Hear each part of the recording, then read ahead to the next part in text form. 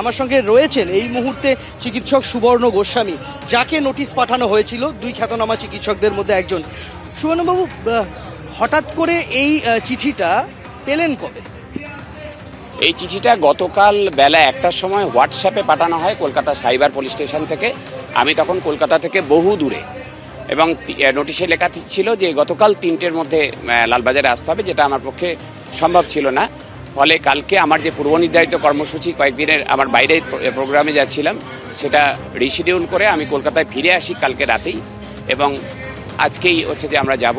এরই মধ্যে আমরা আইনজীবীদের সাথে পরামর্শ করি। আমাদের যে সংগঠনের পক্ষ থেকে কালেকটিভ ওপিনিয়ন আমি রেখেছি, কোথাও কোনো ব্যক্তিগত ওপিনিয়ন দিইনি, কোনো অফিসিয়াল আমার চেয়ার থেকে ওপিনিয়ন দিইনি। যা বলেছি সেটা সংগঠনের বক্তব্য। ফলে সংগঠন ঠিক করেছেন যে তারা এখানে হচ্ছে যে মেডিকেল কলেজে জমায়েত হয়ে একত্রে আজকে লালবাজার যাবেন।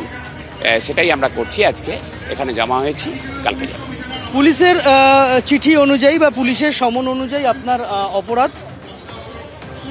অদ্ভুত অবান্তর সব অভিযোগ এসছে, যেটা হচ্ছে যে যা ধারাগুলো এসছে সেটা দেখে আমাদের আইনজীবীরা যা বলেছেন যে অন্যের কম্পিউটার থেকে তথ্য চুরি, আমাদের বক্তব্য থেকে লোককে প্ররোচিত করা বা অপমানিত করা, এই ধরনের নানা বিষয় হয়েছে। তো হচ্ছে যে এইগুলো প্রত্যেকটাই ভিত্তিহীন এবং অবান্তর অভিযোগ।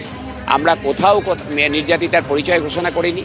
যেখানে আমরা দেখেছি যে অন ক্যামেরা মাননীয় পুলিশ কমিশনার সাহেব এবং হচ্ছে যে doctor Sandip Ghosh, ex principal RG Kar medical college, এবং আরও উচ্চ পদাধিকারী ব্যক্তিরা নির্দ্বিধায় হচ্ছে নির্যাতিতার পরিচয় অন ক্যামেরা মিডিয়াতে প্রকাশ করছেন। আমরা কখনো কোথাও করিনি। তথ্য প্রমাণ ভিত্তি ছাড়া আমরা কোনো কথা, কোনো গুজব রটাইনি, কোনো হচ্ছে যে যেটা আমরা এস্টাবলিশ করতে পারবো না এরকম কোনো কথা বলিনি। আমরা শুধু যেখানে যেখানে প্রশ্নের অবকাশ রেখে দিয়েছে কলেজ প্রশাসন, পুলিশ প্রশাসন, সেই জায়গাগুলোকে তুলে ধরেছি মানুষের সামনে। সেইটাই হচ্ছে যে সেই জন্যই সরকারের পুলিশের রোষানল, সেই জন্যই ডেকে হ্যারাস করার চক্রান্ত বলে আমাদের সংগঠন মনে করে। গুরুতর অভিযোগ, আপনি কি চুরি করেছেন কোনো তথ্য?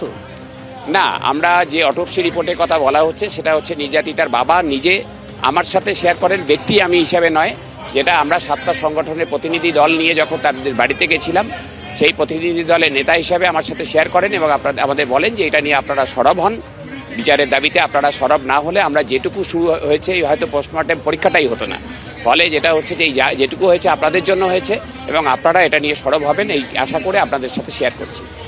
তার উপর ভিত্তি করে আমরা সারা দেশের বিভিন্ন ফরেন্সিক এক্সপার্টের সাথে কথা বলে আমাদের যা ইন্টারপ্রিটেশন মনে হয়েছে, কালেকটিভ ইন্টারপ্রিটেশন, সেটাই আমরা মানুষের সামনে আপনাদের সংবাদ মাধ্যমে রেখেছি। তাহলে কি এটাকে কিভাবে দেখছেন? এটা প্রতিহিংসামূলক তলব?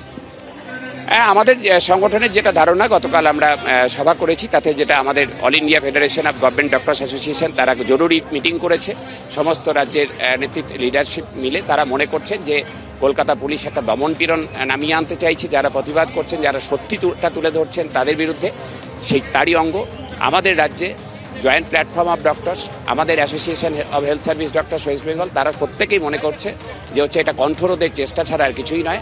কিন্তু এই কণ্ঠরোধের চেষ্টা করে লাভ হবে না। যদি হ্যারাস করবার চেষ্টা করে পুলিশ অন্য কোনোভাবে, তাহলে হচ্ছে যে সারা দেশে চিকিৎসকরা ঐক্যবদ্ধ আছেন, তাহলে রাস্তায় দেখা হবে সবার সাথে।